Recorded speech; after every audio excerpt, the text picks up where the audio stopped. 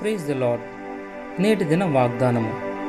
అయితే ఆయన అనగా సత్యస్వరూపి అయిన ఆత్మ వచ్చినప్పుడు మిమ్మును సర్వసత్యంలోనికి నడిపించును. యోహాను సువార్త 16వ అధ్యాయము 13వ వచనము. పరిశుద్ధాత్ముడు మనకు కూడా సలహాలిస్తూ మనలో నడిపిస్తాడు. మన జీవితాల్లో కొన్నిసార్లు గందరగోళ పరిస్థితులు ఎదురైనటువంటి సమయంలో ఎటు తోచని స్థితిలో పడిపోతాం. అటువంటి సమయాల్లో పరిశుద్ధాత్మని సహాయం తీసుకుంటే మనల్ని మంచి మార్గంలో నడిపిస్తాడు. అపోస్తలుల కార్యముల పత్రికలో అపోస్తలులు పరిశుద్ధాత్మనుచే ఏ రీతిగా నడిపించబడ్డారో చూస్తాం.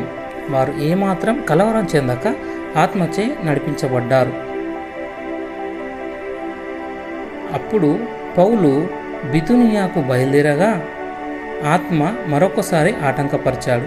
ఆ సమయంలో మాసిదోనియాకు వెళ్ళి సువార్త ప్రకటించమని రాత్రి దర్శనంలో పౌలుకు చెప్పాడు.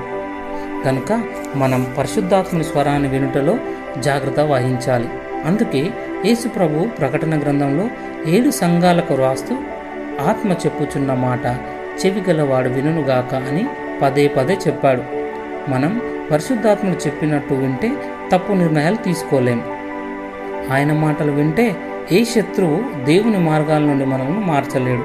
గనుక పరలోక కానానుకు వెళ్ళే ప్రయాణంలో ఎప్పుడు పరిశుద్ధాత్మని స్వరాన్ని వినడానికి ఎంతో జాగ్రత్తగా మన చెవులను సవరించుకుందాం. ప్రార్థన. ప్రియ పరిశుద్ధాత్ముడా, నీవు నా మార్గదర్శిగా ఉన్నందుకు వందనములు. నా ప్రతి అడుగులో, నా ప్రతి నిర్ణయంలో నీ నడుపుదలకై ఎదురు చూస్తూ ఉంటాను. తండ్రి, నీవు నాకు ఇచ్చిన అద్భుతమైన పరిశుద్ధాత్మకై వందనములు. యేసు ప్రభుని నామంలో ప్రార్థిస్తున్న తండ్రి, ఆమేన్.